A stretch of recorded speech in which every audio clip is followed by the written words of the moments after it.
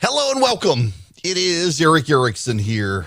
The phone number, 877-973-7425, if you'd like to be on this here program. Happy to have you. And boy, do we have, news we got to discuss. Friends, if you're a Democrat, I'm sorry. It's not looking good for you.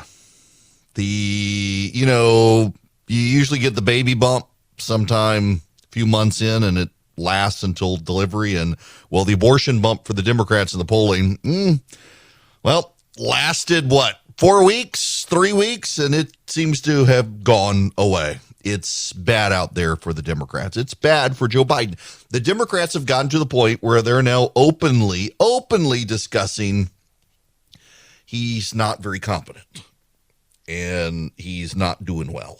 And all the stuff that we've been saying for a while, the Democrats are starting to talk about it. Now, look, I know how this goes. I know how it works.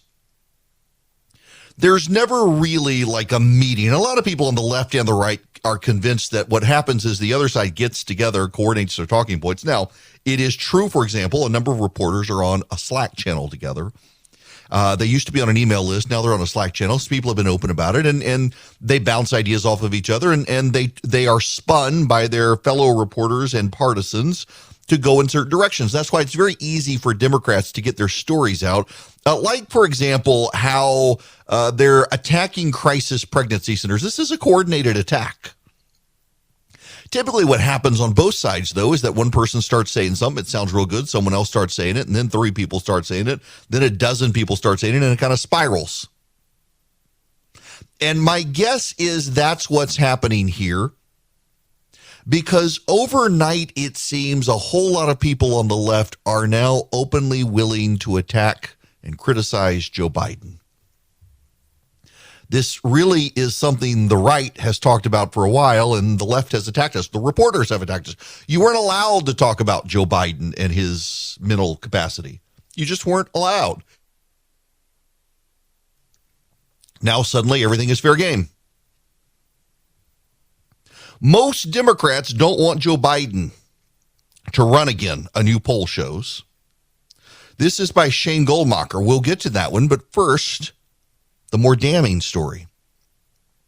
Peter Baker. Peter Baker is a New York Times writer who is married to Susan Glasser. Susan Glasser is the New Yorker left-wing writer.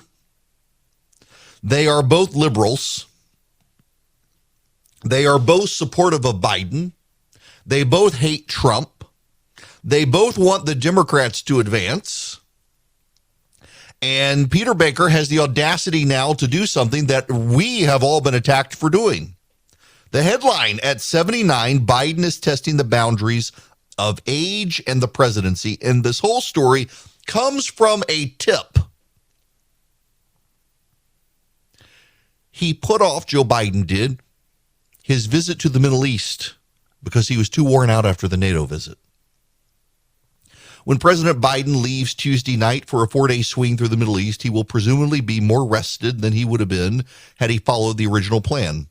The trip was initially tacked onto another journey last month to Europe, which would have made for an arduous 10-day overseas trek until it became clear to Mr. Biden's team that such an extended travel might be unnecessarily taxing to a 79-year-old president, or crazy, as one official put it.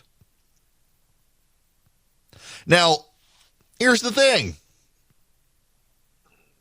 We weren't allowed to talk about this stuff. The media attacked us. I got criticized. I was on TV and I raised it and got criticized for raising it. And now suddenly they can't help but avoid it, help but notice it. This is the key paragraphs here. It is unsurprisingly a sensitive topic in the West Wing. In interviews, some sanctioned by the White House and some not, more than a dozen current and former senior officials and advisors uniformly reported Mr. Biden remains intellectually engaged, asking smart questions at meetings, grilling aides on points of dispute, calling them late at night, picking out the weak point on the page 14 of the memo and rewriting speeches, up until the last minute. But they acknowledge Mr. Biden looks older than just a few years ago. A political liability. His energy level, while impressive for a man of his age, is not what it was. Some aides quietly watch out for him. He often shuffles when he walks, and aides worry he will trip on a wire. He stumbles over words during public events. They hold their breath to see if he makes it to the end without a gaffe. Although White House officials insist they make no special accommodations, the way Ronald Reagan's team did, privately they tried to guard Mr. Biden's weekends in Delaware as much as possible. We weren't supposed to talk about this. We weren't supposed to comment on it. And yet it's out in the open now. Mr. Biden's public appearances have fueled the perception that he's too old. His speeches can be flat and listless. He sometimes loses his train of thought, has trouble summoning names, or appears momentarily confused. More than once, he's promoted Vice President Kamala Harris, calling her President Harris. Mr. Biden, who overcame a childhood stutter, stumbles over words like kleptocracy. He has said Iranians when he meant Ukrainians, and called Senator Mark Warner, Democrat of Virginia, John, confusing him with the late Republican senator of the same name. The Democrats are ready to move on. Privately, look at what happened. So in Japan, Shinzo Abe's party has won a supermajority in parliament 2 days after his assassination. Back in 2000, John Ashcroft, sitting U.S. senator, lost his reelection bid. He was expected to win it. It was a close race, and he was expected to win it, and he lost it. Only sitting incumbent senator ever to lose to a dead man. A week or so before the election, Mel Carnahan, the governor of Missouri, was campaigning around the state and his plane crashed. He died. Sympathy overwhelmed people for Carnahan, and they elected him. He was on the ballot, too late to take him off, and they sent his wife to the U.S. Senate on his behalf. Democrats are privately fretting so much about Joe Biden. You know, they're looking at these past events and they're like, my sympathy might be the only way to help us. He's old. Wear him out. It could happen. I realize the way it sounds. It sounds bad. I recognize that even saying it, but I'm just telling you the hard, painful truth of the conversations going on privately among Democrats right now who are really freaking out by all the polling. The polling has gotten so bad for the Democrats, they are desperate. Maybe they can push him to resign before the election. Maybe they can push him out, except then they're stuck with Kamala, the gaffe machine. I mean, this is not a good thing for the Democrats here that Joe Biden is in the shape that he is in. It's just not a good look. And they are super hyper fretful. They're looking for solutions. They're looking for a way out. They're looking for some way to deflect. They're looking for some way to change the subject. And as long as Biden's there, they owed him. Donald Trump isn't on the ballot. They've tried to make him on the ballot, and he's not. Listen, here's this. This is again, New York Times. How bad is it when the New York Times is going after Joe Biden? Get a load of their polling. This tells you exactly why they're going after Joe Biden all of a sudden. President Biden is facing an alarming level of doubt from inside his own party, with 64% of Democratic voters saying they would prefer a new standard bearer in the 2024 presidential campaign, according to a New York Times Siena College poll, as voters nationwide have soured on his leadership, giving him, wait for it, a 33% job approval rating. This is the New York Times poll. Widespread concerns about the economy and inflation have helped turn the national mood decidedly dark, both on Mr. Biden and the trajectory of the nation. More than 3/4 of registered voters see the United States moving in the wrong direction, a pervasive sense of pessimism that spans every corner of the country, every age range and racial group, cities, suburbs, rural areas, both political parties. Only 13% of Americans say the nation's on the right track, the lowest point in Times polling since the depths of the financial crisis more than a decade ago. Who the heck are the 13% who think we're on the right direction? I mean, I do in the sense that we're about to throw the Democrats out. I think that's headed in the right direction. But I mean, actually, economically, morally, spiritually, socially, this is not the right direction. Who are the 13% other than rich Democrats who are sheltered in their ivory towers? This is bad. This is bad. I mean, get this. What are the most important issues according to the New York Times?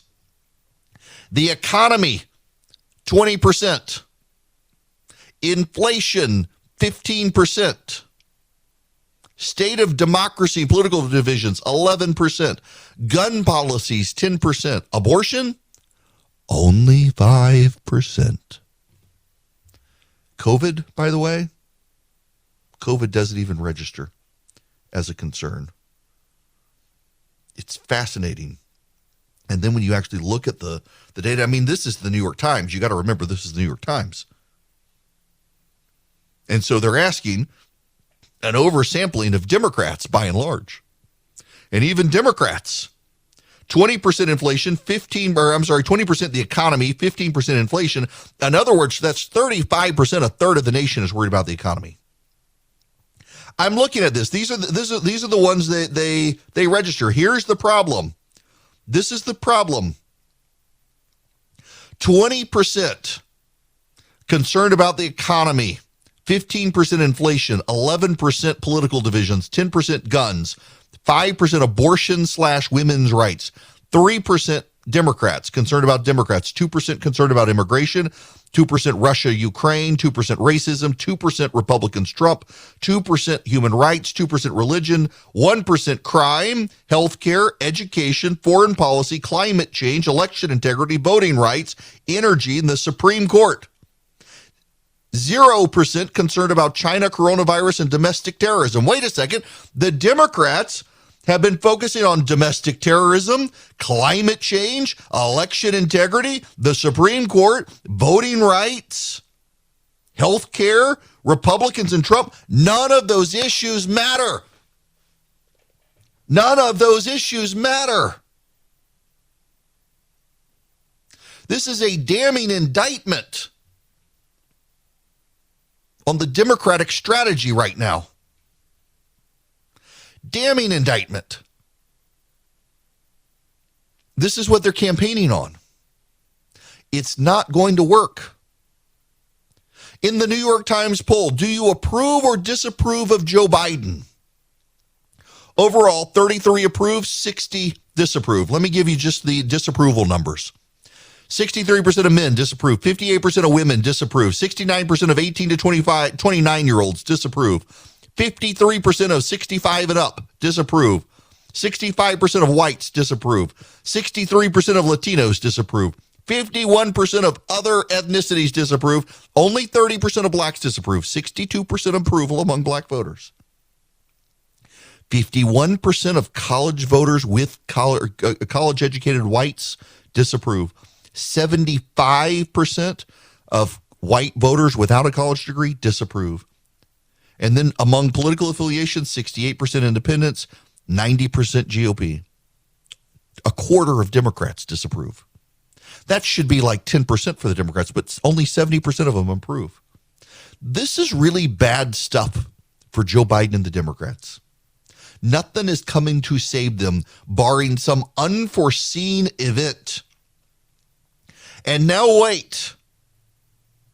According to Gallup's new poll, Gallup reflects the New York Times, 33% approval. In April of 2018, 37% of voters thought Donald Trump deserved a second term. Only 33% of registered voters think Joe Biden deserves re-election. I mean, 69% of voters thought George Bush deserved re-election. 46% thought Barack Obama deserved re-election. 37% of voters thought Donald Trump did, and only 33% of voters do for Joe Biden. This is terrible for the Democrats. And so you know what it means. They're going to get even more desperate and even more hysterical and even more angry because nothing they do is working. And all of the issues that they're focused on, according to the New York Times, the issues they're focused on don't even matter to the electorate. That's not the way you win an election. They tried to make it about Trump and January 6th and now abortion and guns and the Supreme Court and climate change, and voters don't care about any of that stuff. They care about their pocketbooks. And that, my friends, is Politics 101. It's always the economy, stupid. Hello there. It is Eric Erickson here. The phone number is 877-973-7425. I'll get to your phone calls here in just a bit. But first, well, Kamala Harris, every time she opens her mouth, she makes the situation worse. This is not good. Kamala Harris sat down for an interview. I think it was with CNN. And I need you to hear this. It has blown the minds of Democrats nationwide, particularly abortion activists, who are furious with her. When you look back, did Democrats fail, past Democratic presidents, congressional leaders, to not codify Roe v. Wade over the past 5 decades? I think that, to be very honest with you, I do believe that we should have rightly believed, but we certainly believe that certain issues are just settled. Certain issues are just settled. Clearly we're not. No, that's right. And that's why I do believe that we are living, sadly, in real unsettled times. Now, wait just a minute. For 40 years, Republicans have said they were going to shift the Supreme Court to the right and undo Roe v. Wade. For 40 years, they've been moving ever so close to it. In fact, in the last 5 years, Kamala Harris herself in the United States Senate warned that Republicans would do this. And now she's like, well, we didn't do it because we just thought it was settled. Abortion activists around the country are furious with Kamala Harris for claiming that the Democrats didn't do anything because they thought it was settled law, when everyone knew, including Kamala Harris up until about 5 minutes ago, that that was not the case. She has enraged abortion rights activists, and now comes word she resents the White House making her the face for this because she thinks they did it because she's a woman. Really, she's complaining and it's leaking. Good gracious, these people are incompetent. Hello there. It is Eric Erickson here. The phone number is 877-973-7425. If you want to join me, you are more than welcome to. As always, if you text the word recipe to 33777, recipe singular, I will do my best to get out a good recipe for you this week. Now, we got to move on because there are some other things we got to talk about and make points about. But first, I got to play you some audio. And I want to play you the beginning of this. I cut out, or had Charlie cut out, the Joe Kernan intro to this, talking about the misery in the Biden White House and that the economy is not translating. And I want to give Jared Bernstein, he's the president's top economic advisor. He's been an advisor to Clinton, to Obama, now to Biden. He's a popular Democratic economist. He's working in the White House. I want to give him his due and let him defend the Biden economy. He actually makes the best possible case for how good the economy is. And so you're going to hear him, and then I want you to hear Joe Kernan from CNBC. I want you to hear his response. But you can't ignore the fact that we have the strongest labor market in generations, with 11 million openings, with 375,000 jobs per month over the past 3 months created. And so it's an extremely welcoming job market with rising nominal wages. It provides an essential backdrop to the price pressures. Family balance sheets are in good shape. And getting back to the president's role in this, well, the American Rescue Plan has its fingerprints on these benefits. Now, you asked about did it contribute to overheating? Look, I think that the inflation story can be broken down into strong demand, its constrained supply, and now Putin's invasion of Russia. The most recent analysis says that the demand part is actually trailing off, and that makes sense if you look at some of the cooling sectors of the economy. Housing is a great example, and that's much the result of the Federal Reserve. But the supply chain constraints are still in place. They're easing significantly, which also has to do with some of our work, say, at the ports.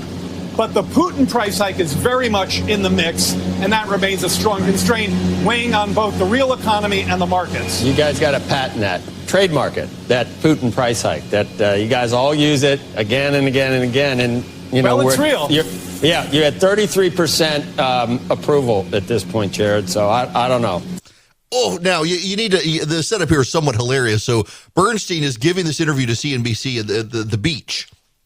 If you don't know what the beach is, outside the north end of the White House, there is a plot of land, and it's basically a sand pit where the reporters have tents set up on the sand and grass area, and that's where they all do interviews. Well, as he's doing the interview on CNBC, some dude decides to cut the grass right behind him. That's the background noise you heard. If you thought it was a lawnmower, yes. While he was giving the interview, someone decided to start mowing the grass and did not care that the president's White House economic advisor was given the best defense of the economy there is. But notice what he said, that demand is slowing down, but that's because of the Federal Reserve, not because of the White House. And then on top of that, the supply chain issue, some of that is China, it's true, but not all of it. What he leaves out is the massive economic spending for the White House. He doesn't want to talk about that, doesn't want to tie it in. And everybody acknowledges, even him privately acknowledges, it overheated the economy. And then they go to the Putin thing. And Kernan's response at the end, I think, is the most notable thing, that you guys might as well patent that Putin price hike because you keep using it, and you're at 33% in the polls. Just shuts him down. Now, one other little bit here from Jared Bernstein on gas. Listen to this. But let's talk about energy, okay? The gas price is down more than 30 cents off of its peak. Now, some of that has to do with initiatives that this White House has taken, the president's behest, including measures to increase the supply of oil. So I think if you actually look at what the president has done, keep your head down, that's our assignment, and that's what we're trying to do. So there was nothing, Joe Biden got no blame at all from this guy for rising price hikes. None. It was not his fault. He had nothing to do with it. He can't control the price of gas. And now suddenly, we would like to take some credit for the 30-cent decrease in the price of gas, please. Really? That's where they are. That's where they are. Now, you need to know a couple of things. It is really bad for Democrats out there right now. But that doesn't actually mean it's good for Republicans.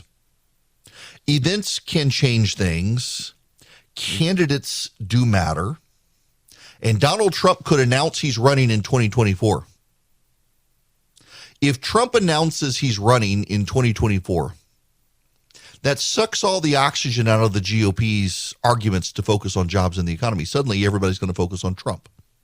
That undermines the Republicans in 2022 and also will spook some independents and moderates. On top of that, you've got issues. Now, I tread lightly on how big the issues possibly are, but I gotta read you some of the beginning here of this piece in the Washington Post. At a recent Republican donor retreat in Chicago, Herschel Walker was asked a question about fiscal discipline and balancing the budget. The GOP nominee for the Senate in Georgia answered with a long answer on Black Lives Matter and the police, failing to address the question, according to people who were there. The surprised reaction to Walker's response was familiar to Republicans who've been tracking his struggling bid in one of the most competitive Senate contests in the nation.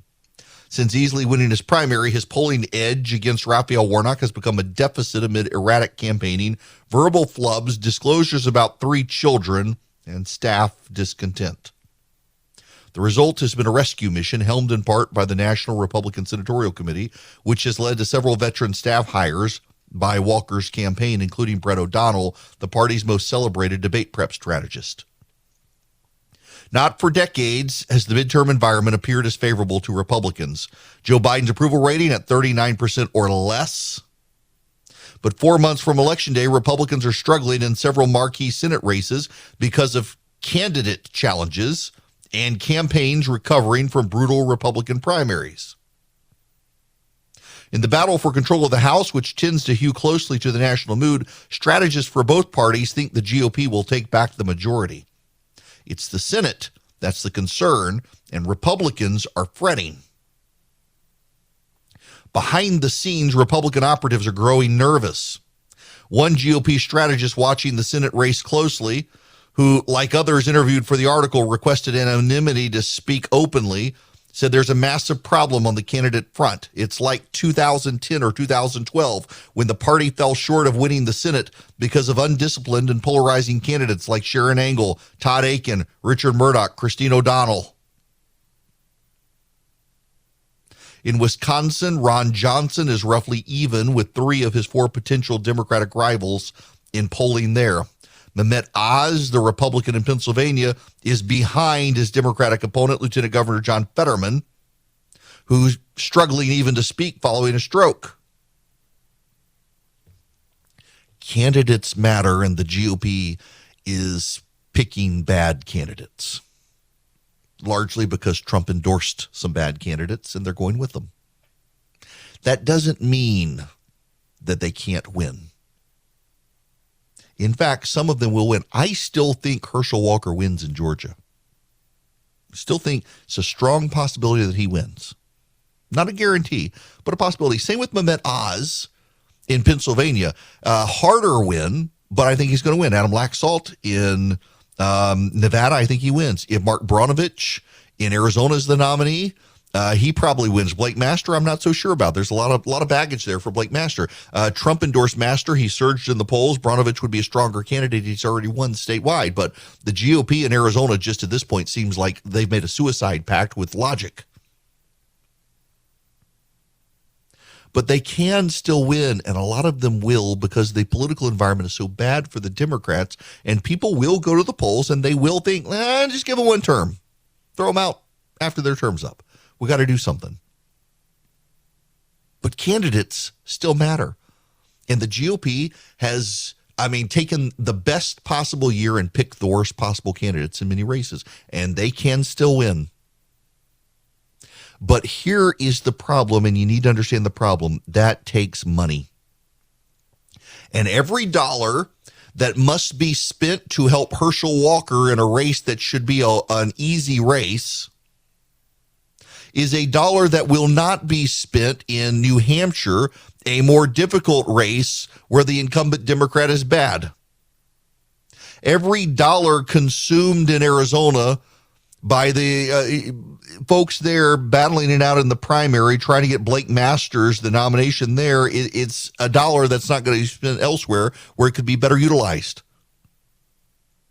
That's the problem with these bad candidates, is they can win, and some of them will win, but it will cost more money to be spent to get them elected, depriving other candidates. What the GOP is doing this year is the equivalent of the Democrats when they poured money into Amy What's-Her-Face, the idiot who ran against Mitch McConnell, and just got her clock cleaned by him. Amy McGrath, I think her name was.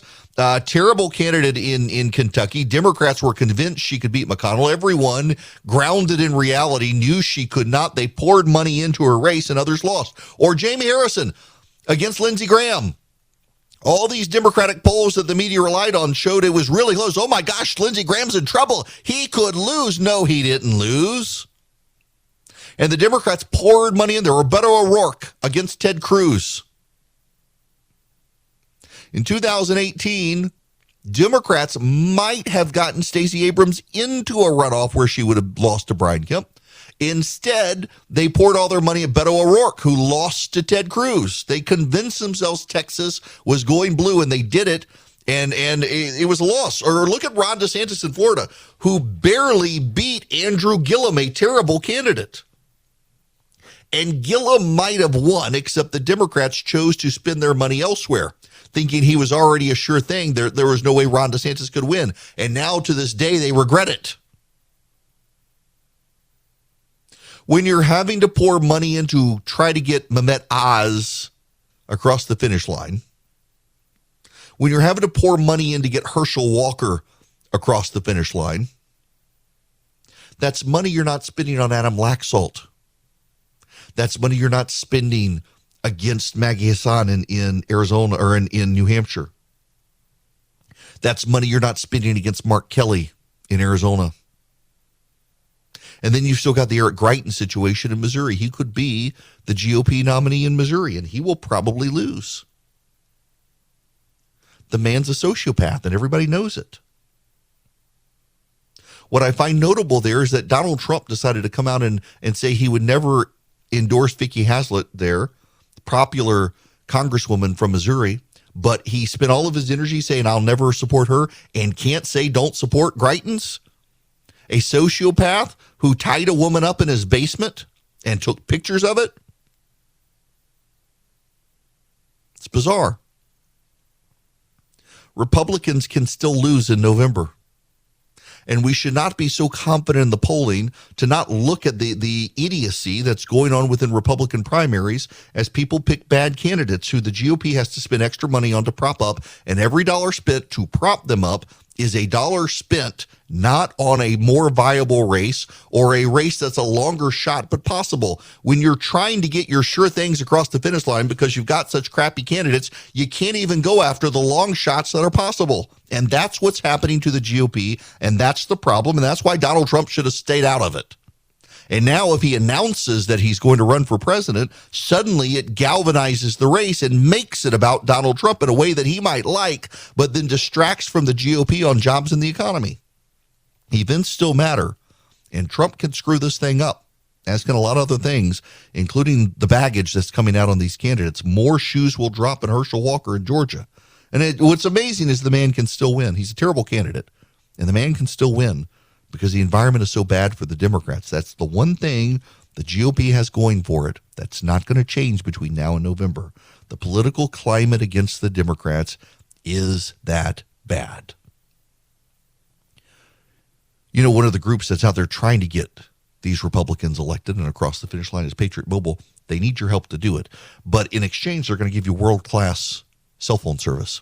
You don't have to use the big providers. You can use a Christian conservative company like Patriot Mobile. They would love to have your business. They share your values. You can take your phone number to them. You get free activation with my name, and then they take a portion of their profits and they give it into the conservative movement to grow the party, grow the movement, grow the votes. What you do is you go to patriotmobile.com/Eric, patriotmobile.com/ERICK. You can transfer your phone number over. You get free activation with my name. You can get a new phone if you need it. You can take an unlocked phone if you have it. You can get a new phone number if you want it. And if you don't want to do it online, you can call them 972-PATRIOT. You will be talking to someone here in the United States. It's 100% U.S.-based customer service. Tell them I sent you. You get free activation. It's patriotmobile.com/Eric or 972-PATRIOT. And if you talk to them, you get a lot of great discounts too. If you're a veteran, a first responder, a teacher, and an RA member, you get good discounts. You get great benefits. And part of your profits that you help them generate goes to the causes you care about. patriotmobile.com/Eric. Go today, become a customer. If you're a longtime listener of the show, you know I don't like to spend my whole first hour just on raw politics, but there is so much out there, very little of it at all favorable for the Democrats. It is remarkable what's going on out there. And now there's this. With just 4 months until the midterms, Democrats were already on defensive in 30 highly competitive districts. And now they're showing vulnerability in deeper blue terrain. Representative Kim Schreier called it an honor to welcome President Biden to suburban Seattle for a healthcare speech in April. Then, nearly 3 months later, the Washington Democrat used a TV ad to boast about taking on the Biden administration over gas prices. This kind of pivot in a House battleground, which Biden won by 7 points 2 years ago, isn't an anomaly. Recent GOP polling in roughly a dozen swing districts offers a bleak assessment of how Joe Biden's anemic approval ratings are threatening to doom battle-tested swing seat incumbents and nudge once safe districts into the middle of the danger zone. I literally laughed out loud. Army veteran Jesse Jensen said of Schreier's GOP opponents, one of the opponents said, and the first time he saw the ad, she's claiming because she finally looked at some polling and realized he's unpopular, that she's this independent-minded free spirit that is fighting the administration. She's been a rubber stamp for him every single step of the way. With just 4 months until the midterms, Democrats were already on defense in 30 highly competitive districts. Biden's toxicity has given the GOP optimism about seriously contesting a fresh crop of about a dozen seats the president won by 9 points or more, from western Rhode Island to California's Central Valley to the suburbs of Arizona's capital. The result is a House map that has expanded to an uncomfortable place for Democrats. Now, here's the thing. This goes back to what I was saying.